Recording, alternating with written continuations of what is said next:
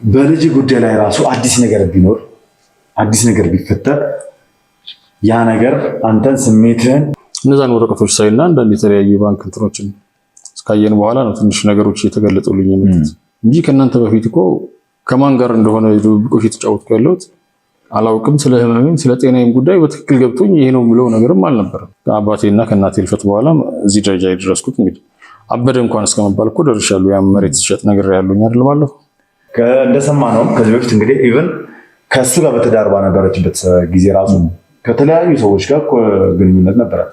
የልጄን ጉዳይ መጨረሻ ውሳኔውን ማወቅ ፈልጋለሁ። በእርግጥ የኔ ልጅ ናት ትክክል ወይስ የኔ ልጅ አይደለችም? ስግብግባ ነው። ከመካከላችን ስግብግቦች አሉ። ገንዘብና ገንዘብ ወዳድ ከሰው ልጅ ይልቅ ራስን ብቻ የሚወድ ባለፈው እናንተ ጋር እንትን ብላችሁ ምርመራ እንዲደረግልኝ ያልኩ የልጅ ጉዳይም አለ። በልጅ ጉዳይም ያለውን ነገር ለማጣራት እየሰራን ያለ ነው። ዘለቀ አንተ አቶ ዘለቀ ነህ አይደል? አልተሳሳትንም። አቶ ዘለቀ የገዛናቸው መሬቶች የሉ፣ ነበረን ተቀማጭ ገንዘብ የለም፣ ሁሉም ነገር ከስሯል። ከአዲስ አበባ ከመቅደስ ጋር ነበር ነው። ትናንትም አብረን ነው የቆየነው። እሷ ናት ቦታውን ያሳየችን ነው። በዛ መሀከልም አሁን የዓመት ከ8 ወር ልጅ እንዳለን ልጅ መውለዳችን በፍጹም ትዝ አይለኝም። ባለቤቴ ጉዳዩን ይዘዋለች እና አስኛ ያስተካክለዋለሁ ብላኛለች። ምናልባት እኔ አሁን ላንተ መሰጥህ እንትን እሷ ልታስተካክለው የፈለገችውን ነገር የሚያበላሽባት እንዳይሆን በፍጹም አይሆንም። እስከተወሰነ ጊዜ ድረስ ያለውን ነገር ማስታወሰው ነገር የለም። በቃ እንደተሰረዘ ነገር ነው ከህይወቴ እንደተሰረዘ ተፍቆ እንደጠፋ ነገር የበሉ ወይ ሻይ ቡና እያሉ አልነበረም። ያሉበት ክፍል ድረስ ነው ገብቼ ያገኘዋቸው። ገንዘብ ሰወስድም መዝግቤ ይዛለሁ። ግን እነዛን ሁሉ ነገሮች የት እንዳሉ የት እንዳደረኳቸው ምንም ማውቀው ነገር የለም። እና ሌላ ትዳር ነበራት? ትዳር ሳይሆን ጓደኛዋ እንደነገረችኝ ከሆነ ከኔ በፊት ልጅ እንደነበራት ተማሪ እያለች የተበላሹ ነገሮችንም ታስተካክልልኝ፣ እኔም ህብረተሰቡ ፊት መውጣት አልፈለኩምና እዚህ መጥቼ ከሷ ጋር ተቀመጥኩ። በዚህ ገንዘብ እንዳለብህ ነው የምትነግረህ? የሰዎች ገንዘብ እንዳለብህ እነዛ ሰዎች ደግሞ እየፈለጉህ እንደሆነ? አዎ ትክክል ነው። እንዴት ነሽ? ደህና ነሽ? ደህና ነሽ? ምናልባት እቺ ነፃ ልጅ ይዘሽ ስለመጣሽ የተለየ ነገር እንዳይሰማሽ፣ ምክንያቱም ምንም እንኳን አንቺ ብታሳድጊያት ለኔም ልጄ ናት። ከዚህ በፊት ልጄ ስትናፍቀኝ እሷ ስለምትከለክለኝ በድብቅ ሞግዚቷ እያመጣች ታሳየኝ ነበር። አደንግጬ የእሱ ወንድሞች ነን። መቅደስን ለመያዝ ብቻ ነው የምንጠቀምባት። ልጅ የሆነ ነገር ከምትሆን እዚህ ውስጥ ካለነው አንዳችን ለመሞት ዝግጁ ነን። ስለ መቅደስ ልትነግሪው ጀምረሽ በፍርሃት ግን ፊቱን አይተሽ እንደምታቆሚ ነግሮኛል። ሁሉንም ነገር ይኸውልሽ። የሰው ልጅስ እንደዚሁ በአጭር ጊዜ ያለውን ነገር በሙሉ ሙሉ ለሙሉ ሊረሳ ይችላል ይላሉ። ሁለተኛ የልጄ ጉዳይ ያሳስበኛል። የማስታወስ ችግር ብቻ አይደለም። አልጋ ላይም ለረጅም ጊዜ ተኛው። ሰውነቴም አልታዘዝ ብሎ ስለነበረ ብዙዎቹ ነገሮች እሷ ትፈጽማቸው ነበር። የተለያዩ ስልኮችን ታወራለች፣ ፋይሎች ምናምን ሲደብቅ አያታለሁ። ጊዜ የእሷን ስም ስለጠራችሁልኝ ነበር መጀመሪያም እንድትገቡ ፈቃደኛ የሆንኩት እንጂ ከምንም አይነት ሰው ጋር መገናኘት እኔም አልፈለኩም። እሷን ፈቃደኛ አልነበረችም እንዳልገናኝ። ምክንያቱም ከባለቤቴ ጋር ተጣልተን ከታረቀን በኋላ የነበሩትን ወራቶች አብዛኛውን ነገሮች ምንም ማስታወሰው ነገር የለም እና በቃ ሙሉ ለሙሉ የተሰረዘ ህይወትና ታሪክ ነው የነበረው።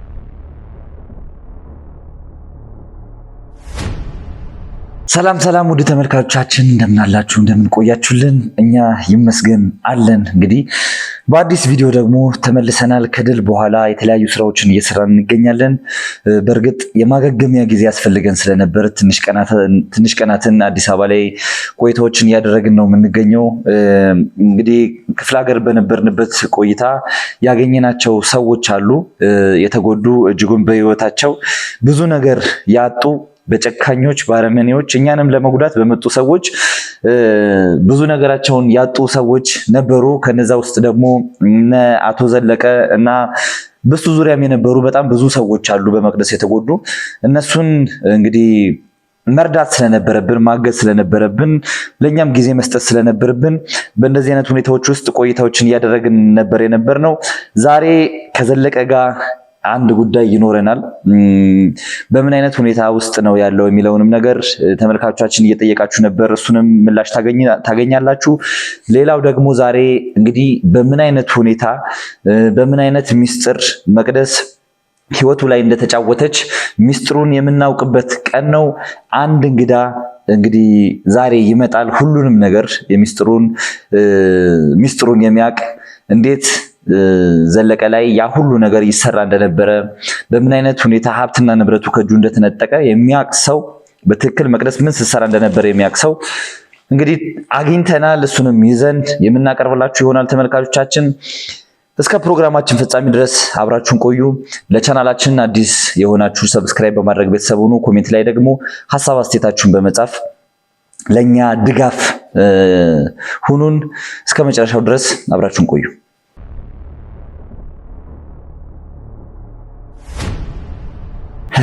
እንግዲህ አቶ ዘለቀ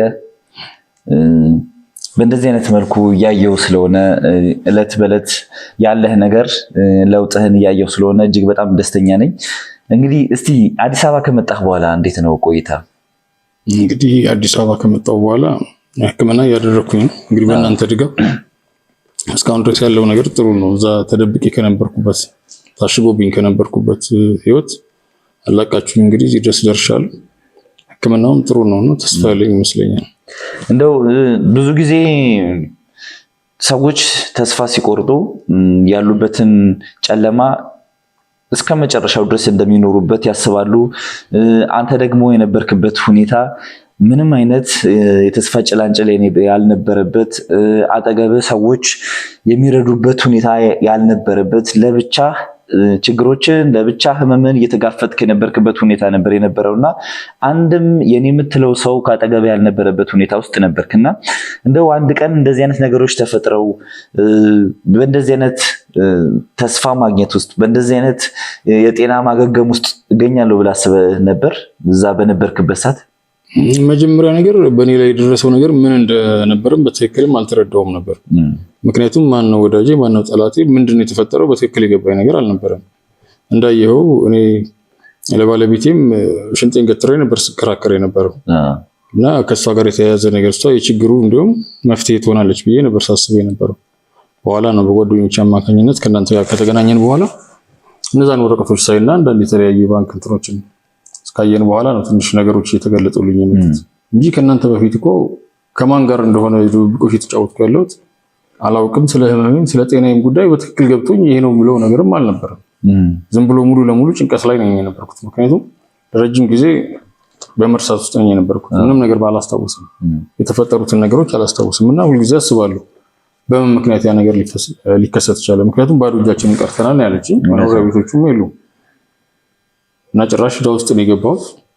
እኔ እኮ ከጠላቶች ተደብቄያለሁ ወይ ከአሳዳጆች ተደብቄያለሁ በነው እና ሰው የመፍትሄው አካል ትሆናለች ብዬ ነበር። ከሷ ነበር መፍትሄ የምጠብቀው።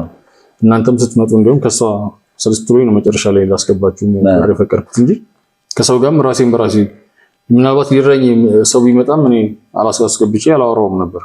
ምክንያቱም ማን ነው ጠላቴ ማን ነው ወዳጄ የማውቀው ነገር ማን ነበር፣ ምን እየተፈጠረ እንደነበር በአጠቃላይ የገባኝ ነገር አልነበረም። ስለዚህ የነበርክበትን እንኳን ተስፋ ይቅርና የነበርክበትን ነገርም የመረዳት ውስጥ አልነበርክም ነው።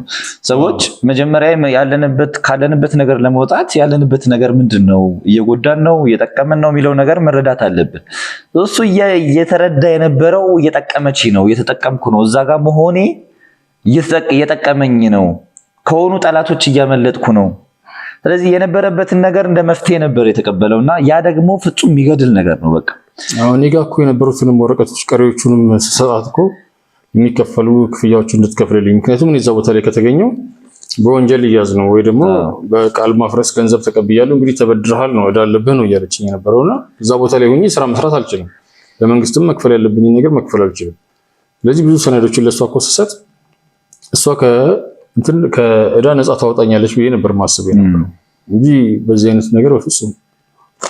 ምክንያቱም የልጄ እናት ናት፣ አብራኝ ደግሞ ረጅም ጊዜ ቆይታለች። እንግዲህ ከትምህርት ቤት ከመመረቂያዋ ጊዜ ጀምሮ አብራኝ ነው የነበረው እና ከዛን ሰዓት ጀምሮ አብረን እንደዛ ኖረን በዚህ መልኩ ትከዳኛለች ብዬ እና ጤናዬን አደጋ ላይ ትጥላለች ብዬ አላሰብኩም። እንግዲህ ያው ብዙ ነገሮች አሉ። ይሄ ነገር ሳይኮሎጂካሊ እሷ አንተ ላይ ባሳደረችው ተጽዕኖ የመጣ ብቻ አይደለም። ብዙ ባዕድ ነገሮችን እንግዲህ ኋላ ላይ የሚመጣው ሰው በደንብ ያስረዳሃል ብዬ አስባለሁ። ብዙ የተጠቀመቻቸው ቴክኒኮች አሉ። ተመልካቾቻችን እነዛም ነገሮች ስላሉ ሕክምናም እየተከታተለ ነው። መንፈሳዊም እንግዲህ ቸርችም እየሄድክ ነው። በሃይማኖት ጸሎት እየተደረገልህ ነው። እዚህ ምንድነው የተካሄደው? እንዴት ነው ያን ነገር ፕሮግራም ያደረጉት የሚለውን ነገር በደንብ ያስረዳሃል። ስለዚህ ይሄ በአንተ ጭንቅላት አንተ በትክክል ባለማሰብህ ባለመረዳትህ ብቻ የመጣ ነገር አይደለም። የተጠቀመችው ነገር አለ። እሱን በኋላ ላይ ተረዳዋለህ። ያው ራስን እንዳትወቅስ ስለማለት ነው። መቼም በእንደዛ መጠን ሰዎች አንተን ሲያሞግሱ፣ አንተን የሙሉ ከተማው ሲያጨበጭብልህ በጣም እኔ አንተ ያለህ ነገር እዛ ከተማ ላይ በጣም ነው የገረመኝ። ለሰዎች የምትደርስ ሰው ነበርክ። በዛ መጠን ቢዚ ሆነህም በዛ መጠን የንግዱ ዓለም ላይ ሳተን ሙሉ እያጠፋህም ግን ከሰዎቹ ጋር የነበረ የማህበራዊ ህይወት የሚገርም ነበርና ሰዎች ለአንተ ያላቸው አመለካከት እንደ አባት ነው የሚያዩ፣ እንደ ወንድም ነው የሚያዩ። አንተን በማጣታቸው በጣም ብዙ የተጎዱ ሰዎች ነበሩ። ምናልባት የምታደርግላቸው ነገር ኖሮ ሳይሆን ግን መልካምነት ብቻ የአካባቢውን ሰው አንተን ይበልጥ እንዲወድህ አድርጎ ነበርና ይሄ ሁሉ ነገር ማግኘት በቀላሉ የሚመጣ ነገር አይደለም ብዬ አስባለሁ። ወይ ደግሞ ዝም ብለህ ሰዎች እንዲወዱህ ማድረግ አትችልም ቁጭ ብለህ እና ከምን የመጣ ነው ይሄ ሁሉ ሰው ለአንተ እንደዚህ አይነት ሪስፔክት ሊሰጥ የቻለው እንደዚህ አይነት ክብር ሊሰጥ የቻለው ከምን የመነጨ ነው? እንዳልኩ ነው። ባለፈውም መጀመሪያ ስንገናኝ እንደነገርኩ ነው። እኔ አብዛኛውን ህይወቴን ያው ከልጅነቴም ጀምሮ ከአባቴ ስርስር እያልኩ ነው ያደግኩት ብያለሁ። አባቴ መጠነኛ ሱቅ ነበረችው። ከዛ ነው ስራ የጀመርኩት። ከዛ አብዛኛውን ጊዜ ስራ ላይ ነው ትኩረት የነበረው እና ይመስለኛል አሁን ላይ ራሱ ለባለቤቴ እንደዚህ አይነት ትዳር ህይወት እንዲያጋጥመኝ ያደረገውም ያ ነገር ሊሆን ይችላል። ምናልባት በእሷ ብቻ ሳይሆን እኔ ጋርም የነበረ ችግር ሊኖር ይችላል። ምናልባት እኔ ስራውን ሳይ ያጎደልኩባትም ነገር ሊኖር ይችላል። ቤት ውስጥ የግድ ወደ ውጭ እንድትወጣ ወይም ያስፈልጋትን ነገር አላሟላሁላትም። በገንዘብም ቤተሰቦቿን አልረዳሁላትም። ምናልባት የኔ ማደግ አብረን ማደጋችን ነው የልጃችንን ቅርስ አስቀመጥንላት ብዬ ነው ያሰብኩት። እኔ በዚህኛው መልኩ ነው ያየሁትና የእሷን ምናልባት መከፋትና ማዘን አልተረዳሁት ሊሆን ይችላል። እኔ የውጭ የነበሩትን የስራ ባልደረቦችን የእነሱን ፍላጎት ማሟላቴን የሚያስፈልገውን ነገር በገንዘብ ማቅረቤን ይሄን ነው ስመለከት የነበረው እና ከሰዎች ጋር ተማምኖ መስራት ላይ ነው አብዛኛውን ጊዜ አትኩሬ ሲሰራ የነበረው። በዛ መልኩ ነው የመጀመሪያ ነገር ምን ጊዜም ስራ ላይ ንግድ ላይ አይደለም ምንም አይነት ስራ ላይ መተማመን አለብህ። እምነት ከሌለ መጨረሻው ገደል ነው የሚከት። እንግዲህ ትዳር ላይም መተማመን ጠፍቶ ነው እንግዲህ እኔ ላይ የደረሰው ነገር እስካሁን ድረስ ያለው እየደረሰ ያለው ማለት ነው። ማህበረሰቡ ሲሰጥህ የነበረው ሪስፔክት ከምን የመነጨ ነው? ለማህበረሰቡ እንደው እንደዚህ የተለየ ያደረኩት ብለህ የምታስበው ነገር አለ? ሰዎች እንዴት በምንድን ነው እንደው ይሄ ታማኝ ነጋዴ ከመሆንህ አንጻር ከሆነ እነዛ ሰዎች ገንዘባቸውን አውጥተው ነው እና የሚገዙት። አንዳንድ ሰዎች መልካምነታቸውን ያደረጉትን ነገር መናገር እንደማይችሉ አውቃለሁ እና ግን ሰዎች ሊማሩበት ይገባል። ለአንተ በእንደዚህ አይነት መጠን ሰዎች ክብር ሲሰጡ፣ ሰዎች ሲወዱ፣ ሌሎች ሰዎች ደግሞ ይማሩበታል እና ብንናገረው ችግር የለውም። ምን ታደርግ ነበር? ለማህበረሰቡ ለአካባቢ ሰው ምን ታደርግ ነበር? እነዛን ነገሮች እንጥቀስ እስቲ። ምንድነው መሰለህ ቅድም ንግድን በተመለከተ ዋናው ነገር መተማመን ነው ብያለሁ። ከዛ በተረፈ ይሄ ከተማ እንግዲህ ከልጅነት ጀምሮ ተወልጄ ያደኩበትም ነው እና ከማህበረሰቡ ጋር አብሬ ኖርኩኝ ነኝ እና ማንጋ ጠንካራ ኢኮኖሚ ያለ ማንጋ አነስተኛ ገቢ ያለ ማን ይቸግረዋል አብሬ ኖርኩበት ማህበረሰብ ስለሆነ አውቀዋለሁ። ከዛም በፊት ከአባቴም ጀምሮ እናቴም እያለች እናቴ በአቅሟ አባቴ ከሚሰጣት ነገር ጎረቤቶቿን የምትታረግበት የምትደግፍበት ነገር አለ። ምናልባት ሚዲያ ላይ በእንደዚህ አይነት ቦታ ላይ ሰዓት ላይ ወጥተህ አንተ ይሄን አድርጌ ነበር ብለህ ስትናገር አሁን እርዳታ የመጠየቅ ያክል ነገር እንዳይመስል ቅድም ወደኋላ እንትን ሳደርግ የነበረው ይማሩበት ያን ምንድነው መሰለህ ወጣቶች የሚማሩበት ከሆነ ሰው ሁሉ ያቅሙን ነው። እንግዲህ ምናልባት የተለየ ነገር ላታደርግ ትችላለህ፣ ግን አንድን ሰው ወደ ስራ አጥነት ራሱ አንስተህ ወደ ስራ እንዲገባ ማድረግ፣ በበዓል ጊዜ ደግሞ የደከሙትን ሰዎች በኖርማል ሰዓት የታመሙ ሰዎች ሕክምና እንዲያገኙ ማድረግ። ለምሳሌ ዞሮ ኮሎኒ ጋር እኮ መጥቷል። እኔ ከነበርኩበት ቤት አሁን እንግዲህ እናንተ መጣችሁ አታውቁኝ፣ በተለየ ምክንያት ነው የመጣችሁት። ይኸው ለሕክምና አብቅታችሁኛል። ምናልባት አብራኝ የኖረችው ባለቤቴ ነበረች ይሄን ታደርጋለች ብዬ ስጠብቅ የነበረው፣ ግን እናንተ ናችሁ እዚህ ጋር ደርሳችሁ ህይወቴን የታደጋችሁልኝ። እና እንደዚህ አይነት ስራዎች ያው እንግዲህ መቼም አንድ ከተማ ላይ ስትኖር እንኳን አብረህ የኖርከውን ሰው እንግዲህ የጓደኞቼ፣ የቤተሰቦቼ፣ ዘመዶቼ፣ የአካባቢ ሰው ነዋሪ የሀገር ሰው ነው። የእነዛ ልጆች ሲታመሙ፣ ሲጎዱም፣ ሲቸገሩም ዝም አትልም። እንደዚህ አይነት ስራዎችን ትሰራለህ። ከዛ በተረፈ ግን እኔ አሁን አብዛኛውን ጊዜ እንደዚህ አይነት ነገር ላይ መናገር የምፈልገው የሰው ልጅ በአንድ ነገር ተመስጦ ስራ ላይ የሚሆን ወይ ደግሞ የትዳር ህይወት ላይ የግል የቢዝነስ ህይወቱ ላይ በጣም ትኩረት አድርጎ እንትን ማለት የለበትም። ምክንያቱም በአንድ ነገር ላይ ተመስጠህ ወደዛ ነገር ውስጥ በምትገባበት ሰዓት ሌላውንም አካል ትበድላለህ ወይ ደግሞ ታጎድላለህ፣ ብዙ ነገር ታጎድላለህ። እና ለሁሉም የተማከለ ሰዓት ቢኖረን ጥሩ ነው ብዬ አስባለሁ። በጣም ጥሩ ፖይንት ነው ያነሳው። ሰዎችንም ጠይቄ እንደተረዳሁት እዛ አካባቢ የሚኖሩ ይህንንም እንድትልልኝ ነበር ከአንተ መስማት የፈለግኩት ይህንንም ነበርና ለሰዎች በዓል በደረሰ ቁጥር ዶሮ ለድሃ እየመረጠ አርዶ ቅርጫ እየሰጠ ማህበረሰቡ ዝም ብሎ አይደለም የወደደው፣ ያደረገው ነገር አለ፣ ያለ ተግባር አይደለም የተወደደውና በየበዓሉ ሰዎችን ይረዳ ነበር። የተጎዱ የታመሙ ሰዎችን ያሳክም ነበር እና ይሄ ያረጁ ቤቶችን ታድስ ነበር። እነዛ ነገሮች መነሳት አለባቸው። ምክንያቱም እንዳነሳው ነው ዞሮ ዛሬ የምናደርጋቸው ነገሮች ነገ ላይ የሆነ ችግር ላይ በምንገኝበት ጊዜ መወጣጫችን ናቸው፣ መሰላሎቻችን ናቸው። ምን መሰለህ እዚህ ላይ የአስዋ ታሪክ አለ። አሁን እኛ አካባቢ ላይ እኔ ብቻ አይደለሁም ስራ ላይ ሆኜ ወይ ደግሞ ገንዘብም ስለነበረኝ ሰዎችን ረዳ የነበረው፣ ሌሎችም አሉ የአካባቢ ሰዎች። ግን ሰዎችን በመርዳት ላይ ብቻ ስታተኩር እነዛን ሰዎች ሁልጊዜ ጠባቂ ነው የምታደርጋቸው እና ሁልጊዜ ከአንተ እንዲጠብቁ ወይ ደግሞ ከሌላም ሰው እንዲጠብቁ ለመስራት ለማለት ያቅማቸውን አይሞክሩ። የአሳዋ ታሪክ ያልኩ ለዛ ነው። አሳን ከምትሰጠው ለአንድ ሰው ለተራበ ሰው አሳን ከምትሰጠው እንዲያጠምድ ብታስተምረው ነገ ጠዋት ለራሱ እሱ ያጠምዳል። እና አብዛኛውን ጊዜ ትኩረት አድርጌ ስራ የነበረው እነዚህ አቅመ ደካማ ለሆኑት ወይ ደግሞ አካለ ጎደሎ ለሆኑት ነው እርዳታ ዘመን የተለያዩ ነገሮች ስናደርግ የነበረው እንጂ ከዛ በተረፈ ወጣቶች ከሆኑና መስራት የሚችሉ ከሆነ የስራ ሁኔታዎችን ማመቻቸት ወይ ደግሞ በብድርም ገንዘብ አግኝተው ወደ ስራ እንዲገቡ ማድረግ እና ራሳቸውን እንዲችሉ ማድረግ ነው ስንሰራ የነበረው አብዛኛውን ጊዜ እንጂ የጊዜያዊ በዓልን ጠብቀህ የምታደርጋቸው ነገሮች እነዚህ አቅመ ደካማ ሲሆኑ አዛውንቶች ሲሆኑ ለነሱ ነው እና ለታማሚዎች ሲሆን፣ ከዛ በተረፈ መስራት የሚችል ሰው ከሆነ በእጁ የምንሰጠው ጥሬ ገንዘብ ዝም ብለን በነፃ የምንሰጠው ገንዘብ የለም። ምክንያቱም ያው እኔም እንዳልኩ እየሰራሁ ነው። ህልሜ ገና ብዙ ነበረ።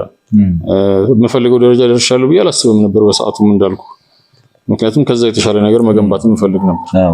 ለዛም ስሮጥ ነው እኮ ብዙ ነገሮችን ያጣሁት እና በጥሬው ዝም ብለህ አውጥተህ አንስተህ የምትሰጠው ነገር የለም። ያ ሰውዬ ግን ነገ እሱም ራሱን የምችሉ ለሌላ ሰውም ደግሞ እንዲተርፍ ምሳሌ እንዲሆን ነው በቃ የምታደርገው፣ የምታበረታታውና መንገዱን ነው የምታሳየው። ከዛ በተረፈ በቁሶች ድጋፍ ታደርግለታለህ፣ እየሰራ ያለውን ስራ ትከታተላለህ። ይሄን ነበር ስናደርግ። እሱንም መረዳች ያለው ብዙ ወጣቶች የሱቅ ባለቤት ናቸው እዛ አካባቢ። በአንተ ምክንያት ብዙ ወጣቶች ቤተሰቦቻቸውን ማስተዳደር ችለዋል። ብዙ ነገሮችን አድርገሃል። ለዚህ መልካምነትህ ደግሞ በቃ እጅግ በጣም አመሰግናለሁ። በተመልካቾቼም ስም በጣም አመሰግናለሁ። መቼም እዛ የነበርክበት ስኬት ላይ ለመድረስ እኔ ተመልካቾች ከአንተ ህይወት ትንሽ እንዲማሩ ስለምፈልግ ነው እንግዲህ እያስጨነቅኩ ያለሁት። መቼም እዛ ደረጃ ላይ ለመድረስ እዛ የስኬት ማማ ላይ ለመድረስ በዚህ መጠን ደግሞ ሰዎችን እየረዱ ሰዎችን እያገዙ እንደዚህ አይነት ስኬት ትልቅ ስኬት ነው ብዬ አስባለሁ። ምክንያቱም ዓለምን መቆጣጠር መቻል ይሄ በሰዎች ልብ ውስጥ ቦታ ካላገኘህ ምንም ዋጋ የለውም እና አንተ በሙሉ ከተማው ህዝብ ውስጥ ቦታ ነበረ። በተጨማሪም በአንተ ህይወት ውስጥም ያው የምፈልግበት ግብ ላይ ያልደረስኩም ብትልም ስኬታማ የሆነ የቢዝነስ ማን ነበርክ፣ ስኬታማ የሆንክ ቢዝነስ ማን ነበርክ ከተማው ላይ እና እዛ ደረጃ ላይ ለመድረስ ጠቀሙኝ የምትላቸው ነገሮች አሉ? ቢዝነሱ ዓለም ላይ ላሉ ወጣቶች ምናልባት መጀመርም ለሚፈልጉ ወጣቶች ትምህርት እንዲሆናቸው። እንግዲህ ምንድነው መሰለህ እኔ አሁን እንግዲህ እኔ ሰውን ለመምከር በቃለሁ ብዬ አላስብም። ምክንያቱም አሁን የተሟላ ጤና ላይም አለሁ ብዬ አላስብም። ብዙ ነገሮች ሀሳቤን ይሰርቁኛል። ባለፈው እናንተ ጋር እንትን ብላችሁ ምርመራ እንዲደረግልኝ ያልኩ የልጅ ጉዳይም አለ። ምክንያቱም ስኬት አንዳንድ ጊዜ በምን አይነት መልኩ ነው? በገንዘብ ብቻ ነው ወይስ በኑሮ ነው? ምክንያቱም ከኔ ያነሰ አነስተኛ ኑሮ የሚኖሩ ሰው ልጁን አምኖ ይቀበላል። የራሱን ልጅ አብሮ ያሳድጋል፣ አቅፎ ይተኛል። እኔ ግን ልጄን አቅፌ አልተኛውም። ልጄን በፈለኩበት ሰዓት ማግኘት አልቻልኩም አይደል? እና ምንም ያክል ገንዘብ ከምሬ ቢኖረኝም ልጄን እንኳን አንድ ከኔ ያነሰ ሰው ወይ ደግሞ አቅመ ደካማ ነው የሚባለው ሰው ያገኘውን ነፃነት እኔን ነፃነት ማግኘት አልቻልኩም።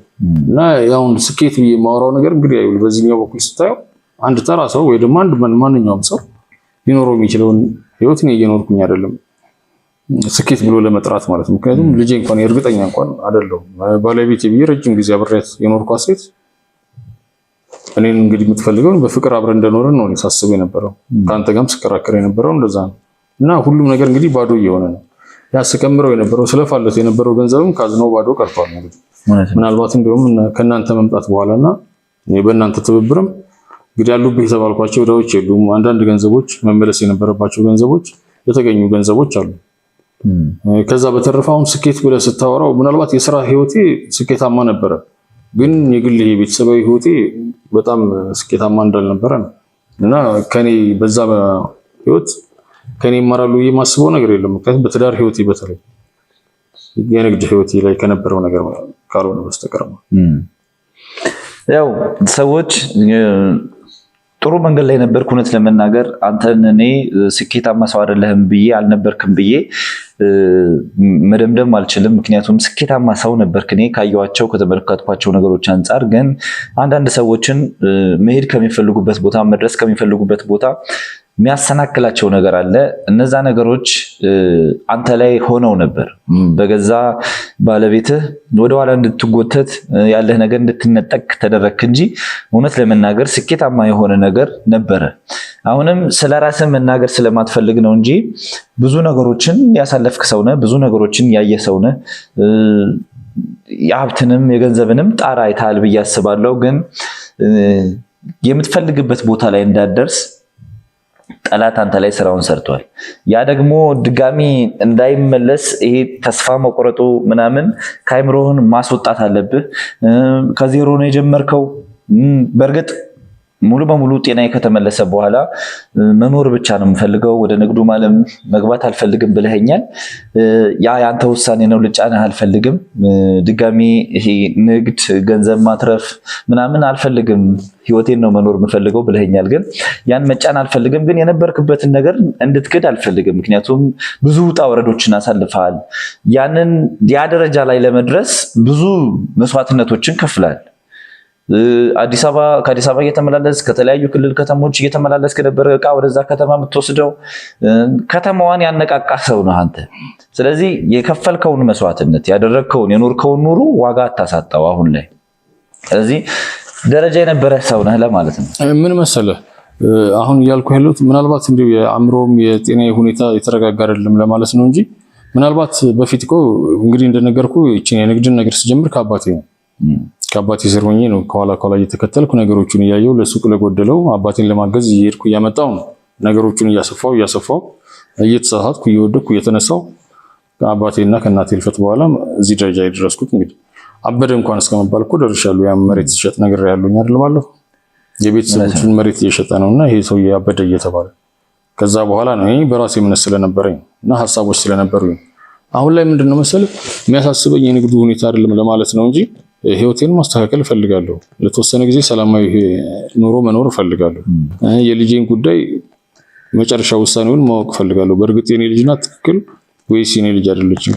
ሁለተኛ የትዳራችን ጉዳይ አሁንም ድረስ በንጠልጠል ነው ያለው እና የልጄን ጉዳይ ካረጋገጥኩ በኋላ ፍቺ ማድረግ ካለብኝ ራሴን ነፃ ማድረግ እፈልጋለሁ።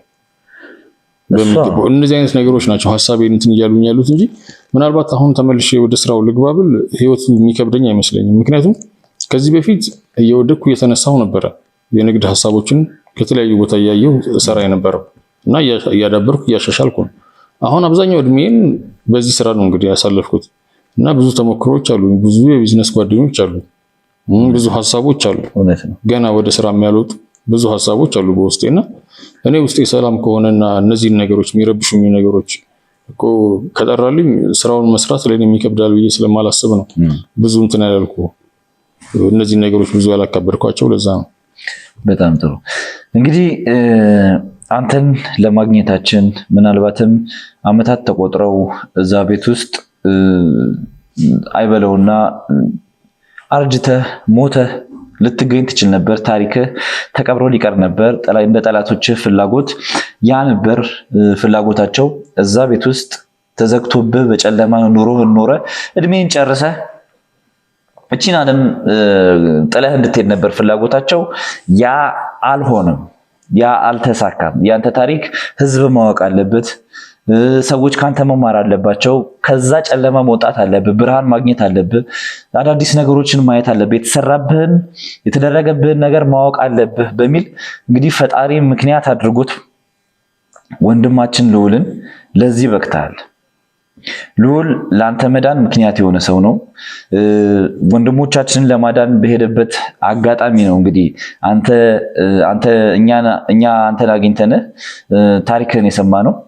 ስለዚህ አንዳንድ ሰዎች ለመዳናቸው ፈጣሪ የሆነ ሰው ይልክላቸዋልና ለአንተ መዳን ደግሞ ምክንያት ተደርጎ የተላከ ሰው ልዑል ነው። ያን ሰው እንግዲህ ተዋውቀዋል፣ አግኝተዋል። ግን ተመልካቾቻችን አብረው ቁጭ ብለው አላዩዋቸውም። ስለዚህ ልዑልን አስገባዋለሁ። ከዛ በኋላ ደግሞ እንደነገርኩ መቅደስ ትሰራው የነበረው ስራ ምንድን ነው? አሁንም እንግዲህ በንግግሮቹ መሃል እንደምትመለከቱት ተመልካቾቻችን ለመቅደስ ምን ያህል ቦታ እንዳለው ገና ትዳሩን ስለመፍታትና ስላለመፍታት የወሰነበት ሁኔታ የለም እና ገና ይሄ እኔ በእንደዚህ አይነት ሀሳቦች ውስጥ መቅደስ እንደዚህ ናት፣ መቅደስ እንደዚህ መረጃዎችን ከማቅረብ ውጪ ውሳኔዎቹ ላይ ጣልቃ መግባት አልፈልግም። አሁንም ቢሆን በንጹህ አይምሮ ስላልሆነ እንደዚህ አይነት ነገሮችን እየተናገረ ያለው ሙሉ በሙሉ ሕክምናውን የመንፈሳዊ ነገሩንም ሲጨርስ በራሱ ጊዜ የሚወስናቸው ውሳኔዎች ስለሆኑ ነው መጫን ያልፈለኩት።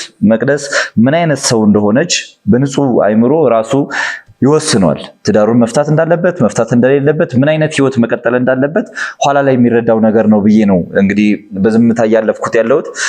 አሁን ልዑልን እናስገባውና እንግዲህ አንዳንድ ቆይታዎች ይኖሩናል። መጨረሻ ላይ ደግሞ መቅደስ እየሰራቻቸው ስለነበሩ ከባድ ሚስጥሮች የሚነግረንን አንድ ልጅ በዚህ ወንጀል ውስጥ ተሳታፊ የነበረ ልጅ በቁጥጥራችን ስር ውሏል። እሱን አስገብተን ደግሞ መረጃውን እንቀበላለን። አብራችሁን ቆዩ። በዚህ አጋጣሚ አንድ መናገር የምፈልገው ነገር አለ። ምናልባት ወጣቶች ወደ ትዳር ሲገቡ ምናልባት ትንሽ ገንዘብም ኖሯቸው ከሆነ ወይ ሀብትም ኖሯቸው ከሆነ በልባቸው ብቻ ልባቸው ወይ ደግሞ አይናቸው ያየውን ነገር ብቻ ማመን የለባቸውም። አንዳንድ ጊዜ አይንህንም ከፈት አድርገህ ልብ ያለህን ብቻ ሳይሆን አይንህን ከፈት አድርገህ ስለዛ ሰው ማየት መከታተል ያስፈልጋል። መጠራጠር ማለት አይደለም፣ ግን በትኩረት ያ ሰው ለኔ ይሆናል አይሆንም ወይ ብለህ ማየት ያስፈልጋል። ምናልባት ከኔ የደረሰው ነገር እንዳይደርስባቸው ለማለት ነው።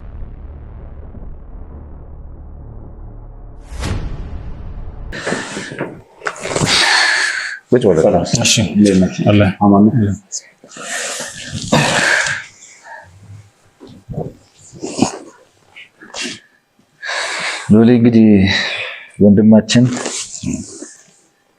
ብዙ ነገሮችን አውርተናል፣ ብዙ ነገሮችን ነግሮናል። የነበረበት ህይወት እጅግ በጣም የሚያሳዝን እጅግ በጣም ጨለማ የሆነ ከነበረው የአካባቢው ሰው ከሚሰጠው ነገር አንጻር እሱ ከነበረው ታሪክ አንጻር የሚገባው ቦታ ላይ መገኘት የነበረበት ሰው አይደለም። እዛ ቦታ ላይ መገኘት የነበረበት ሰው አይደለም።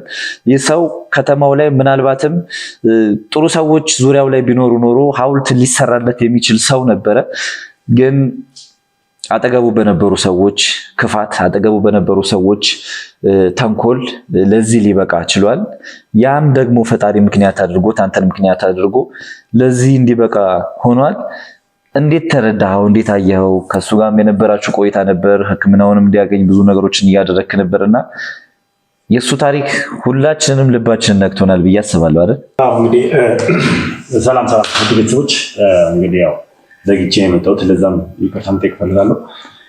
ያው እንግዲህ ከአቶ ዘለቀ ጋር የነበረውን ነገር እያንዳንዷን ነገር እያወራን ነበረ። ያው እግዚአብሔር ሲፈቅድ አንዳንድ ጊዜ ምንድነው አንዱን ሰው ችግር ውስጥ ይከትና በዛ ችግሩ መንገድ ላይ የሆነ ችግር ውስጥ ሌላ ተጨማሪ ችግር ውስጥ ያለ ሰው ወይ ደግሞ ተደብቆ የነበረ ሰው እንዲወጣ ያደርጋል። ከዚህ በፊት የተናገርኩት ይህንን ነው። እኔን እንደ ምክንያት አድርጎ እኔ እዛ ቦታ ላይ እንዲሄድ ተደርጎ እኔም ምክንያት በማድረግ እንግዲህ አቶ ዘለቀ ነፃ እንዲወጣ ተደርጓል። ለዛም እግዚአብሔር የተመሰገነ ይሁን ማለት ነው። ስለነበረው ነገር ስናወራ እንዲሁም ደግሞ ስለ ጤናው ስናወራ የነበረበት ነገር በጣም ደስ የማይልና ማለት እቺ መቅደስ የተባለ ሴትዮ እንግዲህ ምን አይነት ሰው እንደሆነች በስትክክል በውል እንኳን ማንነቷ በትክክል የማይታወቅ አይነት ሰው እንደሆነች ነው። ምክንያቱም እኔን እንኳን የቀረበችበት መንገድና ከኔ ጋር የገባችበት ነገር ማመሳከሪያ ነው። ምክንያቱም እኔን ስቀርበኝ የህዝብ አገልጋይ እንደሆነች ከማህበረሰቡ ጋር የምትሰራ እንደሆነ ማህበረሰቡን የምታገዝ እንደሆነች ነው አውቄ እኔ በአግባቡ ቀርቢያት ያለውን ነገር እኔ የምሰራውን ነገር በደንብ አሳውቂያት በቃ እኔን ለማበረታታት በጣም ጥሩ ስራ ነው የምትሰሩት፣ በጣም ጎበዞች ናችሁ፣ እንደናንተ አይነት ሰዎች ናቸው እኮ ሀገራችን የሚያስፈልጉ ምናምን ብላ በጣም በርካታ ሞራሎችን ሰጣ ምናምን ነገር እንደምትተባበርን እርግጠኛ ሆና ነበር ወደፊት ስታደርገው የነበረው ማለት ነው። ነገር ግን እሷ ትልቁ ጥቅሟ ምንድነው? ትልቁ ፍላጎቷ ምንድነው? ራሷን በሀብት ማካበት፣ የራሷን ጥቅም ማስጠበቅ ብቻ ፍላጎቷ ካለው ነገር አንጻር ስንመለከተው ማለት ነው። ይህን በቀደም ራሱ ስናወራ ከኔ ጋር የነበራትን ነገር አይታችኋል። እኔ ስሜታዊ ሆኜ ላፊ ነገር ውስጥ ገብቼ ራሱ በጣም እሷን ለመጉዳት እቅድ ውስጥ አለው። ግን ማለት በጣም ለሰው ልጅ ቦታ የሌላት አይነት ነገር አለ። የሆነ ነገር ለራሷ የሚያስፈልጋት ከሆነ አንተ ኖርክ ቀረህ ግድ ያላት ሰው ማለት ነው። በባለቤቷ ላይ ምስታረግ የነበረው ያንን ነገር ነው።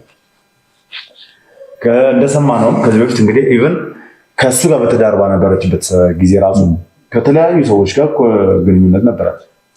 ኢቨን ትዳሯን እንኳን እንደ ትዳር ክብራ የተቀመጠች ሴት አለች። እንግዲህ ትዳር ከእግዚአብሔር ሲሰጥ ነው፣ ስትባረክ ነው ትዳር ውስጥ የምትገባው አይደል? ያንን ትዳርን ደግሞ ልታከብረውና በአግባቡ ተንከባክበህ ልትይዘው ግዴታ ነው። እሷ ጋር ግን ያ ነገር አልነበረም። ኢቨን አሁን በልጁ ጉዳይ ራሱ አንዳንድ ነገሮችን ማጣራት ምናምን እያደረግን ያለ ያው አሁን ላይ ሙሉ በሙሉ እናንተ ምናልባት አውርታችሁ ሊሆን ይችላል፣ ግን በኋላ ይህን ነገር በደንብ የምንናገርበት ይሆናል ብዬ አስባለሁ። ምክንያቱም አሁን አቶ ዘለቀም እንግዲህ ውሳኔው አልታወቀም ገና፣ ያለበትም ሁኔታ እንግዲህ የተወዛገበ አይነት ነገር ላይ ያለው። ትዳሩንም መፍታት አይፈልግም፣ ትዳሩን መፍታት ይፈልጋል ማለት እውነታውን ተረድቶ ነው ሁሉ ነገር ማድረግ የሚፈልገው። ስለዚህ እውነታውን ለመረዳት ደግሞ እኛ የቻልነውን ነገር እያደረግን ያለ ነው። እንግዲህ በልጅህ ጉዳይም ያለውን ነገር ለማጣራት እየሰራን ያለ ነው። እነዛን ነገሮች ቀጣይ ላይ የምናወራቸው ይሆናል። ነገር ግን አሁን ከአንተ የምፈልገው ምንድነው መሰለህ? ጠንካራ እንድትሆን እፈልጋለሁ። በጣም ለብዙሃኖች መከታ ሆነሃል። ብዙሃኖችን፣ ወጣቶችን፣ ስራ አጦችን ስራ እንዲያገኙ ስራ እንዲሰሩ ከራሳቸው አልፎ ተርፎ ቤተሰቦቻቸውን እንዲረዱ ምክንያት ሆንክ ሰው ነው። ብዙ ጊዜ ምንድነው አንዳንድ ቦታ ላይ መልካም ስራ የሚሰሩ ሰዎች ከፍ ከፍ አይደረጉም። ቀደምም ብለኸዋል አንተና መልካም ስራ የሚሰሩ ሰዎች ከፍ ከፍ አይደረጉም። ይሄ ለብዙሃኖች ብዙ ጊዜ እንደዚህ አይነት ነገሮች ደግሞ ያጋጥሙናል። ከዚህ በፊት እንግዲህ እንደ እናቱ ኤርሚያስ ያሉ ሰዎች እያንዳንዱ ታሪካቸውን እናስታውሳለን። ልጆቻቸው ታግተውባቸው ጠፍተው እነሱ በህይወት የሉም ምናምን ነገር የነበረው ነገር እናስታውሳለን። እነዛ ሰዎች ምን አይነት ሰው እንደነበሩ በደንብ እናስታውሳለን። ለሰው ልጅ ምን ያህል መልካም እንደነበሩ በደንብ እናስታውሳለን። ከዛ በኋላ ግን ቤተሰባቸው ላይ ምን እንደተፈጠረ ማን ምን እንዳደረገ እያንዳንዱ ነገር የማይረሳ ነው። በአክስታቸው በኩል ምናምን የተፈጠረው ነገር የኤርሚያስ ልጆች ላይ ሁላችንም እናስታውሳለን። ለሰው መልካም የሚሆን ሰው ላይ የሆነ ጥላቻ የምናጠለው ለምን እንደሆነ አላውቅም። ያው ይህንን ስል ሁላችንም አብዛኛው የኢትዮጵያ ህብረተሰብ ነን አለ ስግብግባ ነው። ከመካከላችን ስግብግቦች አሉ። ገንዘብና ገንዘብ እንወዳለን። ከሰው ልጅ ይልቅ ራስን ብቻ የሚወድ አሁን እኔ ወንድሜ ሚኪን ከምወደው ይልቅ ሚኪ ላይ መጥፎ ነገር እያሰብኩበት ሚኪ እንዲወድቅ እየተመኘው ራሴን ከፍ እንደማድረግ ማለት ነው። እነዚህ አይነት ሰዎች አሉና መቅደስ ከነዛ መካከል አንዷ ነች። በትክክል ኢቨን እኔ በሄድኩበት ሰዓት ራሱ እኔም በገንዘብ ለመሸጥ ነበር ስትደራደር የነበረው። ስለዚህ አሁን እኔ ከአንተ የምፈልገው ምንድነው? አትዘለቀ ጠንካራ ሆነ በእምነትም ያው እያተደረገ ያለ ነገር አለ። ወደ ቸርችም እየሄድክ ምናምን ነገር በእምነትም በኩል እንትን እያልክ ነው። እንዲሁም ደግሞ በሕክምናውም ዘርፍ ደግሞ ክትትል እየተደረገልን ያለ ፈጣሪ ከረዳንም ደግሞ በቅርቡ ሙሉ በሙሉ ሰላማዊ ሰው ሆነ ወደ ቀድሞ ህይወት ትመለሳለህ ብዬ ደግሞ ተስፋ አደርጋለሁ። ለዛ ደግሞ ጠንካራ መሆን ይጠበቅባል። ጠንካራ መሆን ደግሞ ማለት በልጅ ጉዳይ ላይ ራሱ አዲስ ነገር ቢኖር አዲስ ነገር ቢፈጠር ያ ነገር አንተን ስሜትህን ሞራልህን ሊጎዳ አይገባም ማለት ነው። አይ ከዚህ በኋላ ሊፈጠሩ የሚችሉ ነገሮችን እንደው ሳልገልጽ እንዳላልፍ እንጂ የሚፈጠሩ ነገሮችን ከዚህ በኋላ እኮ አብዛኛው ነገር የሚገመት ነው። ግን እርግጠኛ ሆኜ አሁን ወስኜ ሳልናገር ነገሮች ሲፈጠሩ እኔም ጊዜ ስለማገኝ የዛን ሰዓት ውሳኔን አሳውቃለሁ ማለት እንጂ ከሞላ ጎደል እኮ ነገሮች አብዛኞቹ የሚታወቁ ናቸው። እኔ መጀመሪያ በፍቅር በመታወሬ ማየት አልቻልኩም። እሷን ምን አይነት ሰው እንደነበረች ማስተዋል አልቻልኩም። በዛ መካከል ብዙ ነገሮች አጠፋች እሷ። እኔም ልከላከላት አልቻልኩም። አስተውዬም አላየኋትም። እንግዲህ እኔ በፍቅር ተሸፍኜ ስለነበረ ነው። አሁን ከእንደዛ አይነት ሴት ጋር በህይወት ራሱ ይህን ያክል ጊዜ መኖሬ ለእኔ በጣም ያስገርመኛል። ምክንያቱም እኔ ናት ብዬ የማስበው መቅደስና አሁን እየተገለጠችልኝ ያለችው መቅደስ ፍጹም የተለያየች ነች እና ከእንደዛ አይነት ሴት ጋር እንዴት ይህን ያክል ጊዜ አብሬ ስኖርኩ? እኔ እኮ በፈቃደኝነት እኮ ነው የታሰርኩት። እዛ ቤት እኮ ስሄድ እኮ አስገድዳ እኮ አልወሰደችኝም። ራሴን ተጎትቼ እኮ ሄድኩት። ምክንያቱም ከጥቃት እሷ እየተከላከለችልኝ ነው፣ እሷ ታደናኝ ነው ብዬ ነው። እሷን አምኜ ተጎትቼ ነው የሄድኩት፣ ተገድጄ አልሄድኩም። ያን ያክል አምኛት ነበር ማለት ነው። እና አሁን ላይ የሷ ታሪክ እኔ ማቃት አይነት ሰው አይደለችም። በቃ አብሬያት የኖርኩት አይነት ሰው አይደለችም። እና ምናልባት ልጃችን ፈጣሪ እንትን ብሎ የሁለታችንም ልጅ እኮ ብትሆን አብረን መቼም ከዚህ በኋላ እንኖራለን ብዬ አላስብም። ምናልባት ልጅቷ በአቅሟ እስከሚደርስ ድረስ እኔ ላሳድግ የምችልበትን ወይ ደግሞ በገንዘብም እየረዳሁ እየተገናኘን እየተያየን እንትን እንጂ ከዚህ በኋላ እንኳን አብረን ኖረን ያን ብዬ አላስብም። ብቻ ግን ዋናው እስቲ የውሳኔው ነገር ውጤቱ ይምጣና የሚወሰን ይሆናል። አዎ በእርግጥ ትክክል። ፍቅር ላይ ስትሆን ብዙ ነገሮችን ላትመለከት ትችላለህ። ይሄ እንደውም ለብዙሃኖቹ ማስተማሪያ ይሆናል ብዬ ነው የማስበው። ምክንያቱም ፍቅር ስለያዘን ብቻ ከዛ ሰው ጋር በፍቅር አንድ ላይ መኖር እንችላለን ማለት አይቻልም። ምክንያቱም ያ ሰው ከኛ ጋር ምንድነው ምን አይነት ፍላጎት ያለው፣ ምንድነው ፍላጎቱ፣ ለምንድነው እኔን የቀረበኝ፣ ለምንድነው አብረውኝ መኖር የሚፈልገው። ትዳር ሲባል እኔ እያፈቀርኩት ወይ ደግሞ እሱ ለጥቅም ብሎ ብቻ ሊቀርበኝ ይችላል። ይሄ ነገር በደንብ እንድትገነዘቡ ትፈልጋለሁ። አንዳንዴ ገንዘብ ያለውን ሰው በፍቅር ስም እናጠምዳለን። እንዲሁም ደግሞ አንዳንድ ነገሮች እንዲመቻቹልን ስንል ብቻ ያንን ሰው እንደ መጠቀሚያነት በትዳር አይነት መንገድ ይይዛል እና ለትዳር የምንመኘውን ሰው ማንነቱን፣ ምንነቱንና እያንዳንዱን ተግባሩን በደንብ ማወቅ ይኖርብናል። ከሚባለው በላይ በደንብ ማወቅ ይኖርብናል። አለበለዚያ ዘውለን የገባንበት ትዳር ልክ እንደዚህ አይነት ህይወት እንዲኖረን ነው የሚያደርገው። እንግዲህ የገዛ ባለቤታችሁ አስራችሁ ስታስቀምጣችሁ እንግዲህ አስቡ። አንዳንድ ጊዜ ግን ዛሬ ትዳር ይዛለሁ ብለህ ከቤት አትወጣም፣ ወይ ደግሞ ዛሬ ፍቅረኛ ይዛለሁ ብለህ ከቤት አትወጣም። ፍቅር ብዙ ጊዜ በገጠመኝ የሚሆን ነገር ነው እና እኔና መቅደስም ስንገናኝ እኮ በአጋጣሚ ቡና የሚጠጣበት ቦታ ላይ እዛ ቦታ ላይ በአጋጣሚ ሄጄ ነው እንግዲህ ተገናኝተን ነገሮች ከዛ በኋላ እየጠነከሩ ሄደው እንግዲህ እኔ በማውቀው ልክ ማለት በአጋጣሚ እንደተገናኘን ነው የማውቀው። በኋላ ግን ነገሮችን ደግሞ ሳስባቸው ምናልባት ሆን ብላ እዛ ቦታም አብዛኛውን ጊዜ የምጠጣበት ቦታ ስለነበር እንግዲህ እዛ ቦታ እንግዲህ አግኝታኝ ከሆነ አላውቅም። እኔ ግን እስከማውቀው ድረስ እንግዲህ በአጋጣሚ እዛ ቦታ ላይ ይቻት እንደወደድኳትና መቀራረቦች ነገር ተፈጥረው እንዲሁም ብዙ ትኩረትም እኔ ብዙ እንትኑ አልነበረኝም እኔ ስራ ላይ እንጂ እንደዚህ አይነት ነገር ለብዙ ልምድም ስላልነበር በሰዎች እሷ ገፋ አድርጋ የተቀራረበች እና እነሱ እስከሚመጡ ድረስ የማውቀው እኔ በራሴ እንደተገናኘኋት በአጋጣሚ እንደተገናኘ ነው። እና ልልህ የፈለኩት ነገር ምንድነው አንዳንድ ጊዜ አፈቅራለሁ ወይ ደግሞ ዛሬ ጓደኛ ይዛለሁ ብለህ አትወጣም። ግን ምንድነው ማስተዋል፣ የተገናኘህበትን ነገር ጊዜ ሰጥተህ ማስተዋል ነው። ውሳኔ ከመወሰኑ በፊት በተለይ ወደ ትዳር በተለያየ ነገሮችን ጊዜ ሰጥተህ ማስተዋል ነው ማጤን ይኖርባል። ትክክል በቃ እንጂ ፍቅርን አታፍቅሩ ወይ ደግሞ ፍቅር አስበንበት ይዘናል አይደለም። ያ ድንገተኛ ክስተት ነው። ነገር ግን ወደ ትዳር ስንሄድ እያንዳንዱን ነገር በደንብ ማሰብና ማገናዘብ ይኖርብናል። ስለዛ ሰው ድክ ማንነት፣ ምንነት በደንብ ማወቅ ይኖርብናል። ምክንያቱም በተለያየ አጋጣሚ የተለያየ አይነት ችግሮች ይፈጠራሉ። ትዳር ውስጥ ከገባን በኋላ አብዛኛውን ትዳር የማይዘልቅ እየሆነ ነው። በአሁኑ ሰዓት ላይ አብዛኛውን ትዳር መፍረስ ውስጥ እየገባ ነው። ዛሬ ተጋቡ ተፋቱ የሚባል ነገር በጣም እየበረከተ ነው ያለውና ይሄ ሁላ ነገር እየሆነ ያለው ሳይግባቡና በደንብ ሳይተዋወቁ ወደ ትዳር የሚያመሩ ሰዎች ናቸው። በቃ ከአንዱ አካል ፍቅር ይኖራል፣ ከአንዱ አካል ደግሞ የሆነ ዝም ብሎ አይነት ስሜት ወር ደግሞ የሆነ የራሱ አይነት ጥቅም ይኖርና ዘው ብለው ትዳር ውስጥ ይገባሉ። ከዛ በኋላ አለመስማማት ወር ደግሞ የሆነ ጥቅም ሲያገኝባቸው ያንን ሰው ኢግኖር የማድረግ ስራና ነገር ይሰራሉ። ከዛ ትዳር ይፈርሳል ማለት ነው። እንደዛውም ደግሞ ልክ እንደ አቶ ዘለቀም ደግሞ የሚጉላሉና የሚሰቃዩ በርካታ ሰዎች አሉ። ስለዚህ ውድ ቤተሰቦች ለእናንተ ማስተላለፍ የምፈልገው ትዳር ላይ ስትገቡ ምንም ጊዜ ጥንቃቄ አድርጉ። ትልቁ ነገር ይሄ ነው። ጥንቃቄ አድርጉ። ስለምታገቡት ሰው ምንነት ማወቅ አለባችሁ ማለት ፈልጋለሁ። ከዛ በተጨማሪ እንግዲህ አንድ የተያዘ ልጅም አለ። ምክንያቱም ከመቅደስ ጋር ይሰራ የነበረ ሰው ነው። ከመቅደስ ጋር መስራት ብቻ ሳይሆን ከመቅደስ ጋር ዝምድናም ጭምራለሁ።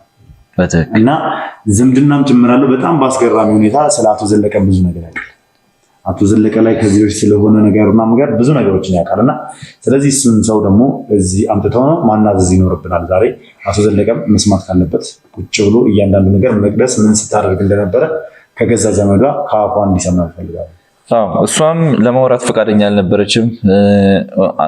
ለማውራት እሷ ፈቃደኛ እንደማትሆን በዘመናት እዛ ከተማ ላይ በቆየችባቸው ዓመታት ከአንተ ጋር በነበረችባቸው ጊዜያት ምን ያህል ነገሮችን የመደበቅ ምን ያህል ሰዎችን የመሸወድ ተሰጥኦ እንዳላት ተረድተናል። ስለዚህ ቀጥታ ያለውን ነገር ሙሉ በሙሉ እንደማትነግረን እርግጠኞች ነበረን። ምክንያቱም ትኖር የነበረው ሉሌ ብዙ ወንጀለኞችን ስናገኝ በተለይ የራሳቸው ያልሆነን ነገር የወሰዱ የሰዎችን ሀብት የሰዎችን ንብረት የቀሙ ቀማኛዎችን ወንጀለኞችን ስናገኝ እነዛ ሰዎች አብዛኞቹ በሚባል ደረጃ ያጌጡበታል፣ ይለብሱበታል፣ ኑሮ ይኖሩበታል፣ ይነዱበታል መኪና የዘረፉት ገንዘብ ስለሆነ። መቅደስ ግን የአካባቢው ማህበረሰብ ላይ ምንም አይነት ገንዘብ እንደሌላት ምንም አይነት ሀብት እንደሌላት ሙሉ ገንዘቡን ሽጣ ለሕክምና እያዋለችለት እንደሆነ የደቀቀ ኑሮ ውስጥ እንደምትኖር የድህነት ኑሮ ውስጥ እንደምትኖር ነበር ስታስመስል የነበረው። ምክንያቱም ያገኘንበት ቤት ያ ምስክር ነው። እና ሙሉ በሙሉ ገንዘቦችን ካሸሸች በኋላ ነበር ከዛ ከተማ ነቅላ ለመውጣት እያሰበች የነበረችው። ስለዚህ ብዙ ምርመራዎችን ካደረግን በኋላ እሷ ላይ በቀጥታ አቶ ዘለቀ ላይ ያደረገችውን ነገር እንደማትነገር ከተረዳም በኋላ ዙሪያዋ ላይ የነበሩ ሰዎችን ዘመዶቿን ከእሷ ጋር የተባበሩ የነበሩ ሰዎችን ወደ ማጣራቱ ስንሄድ ያገኘነው ልጅ ነው ይሄ ልጅ። ስለዚህ እስቲ አስገብተ ነው ወደዚህ እንዲመጣ ተደርጓል። ምክንያቱም ቀረጻዎችን እዛ ማድረግ አልቻልንም። ነገሩን ከተናገረ በኋላ ለህግ አካላት አሳልፈን የምንሰጠው ይሆናል። ይግባና ያለውን ነገር ይንገረን።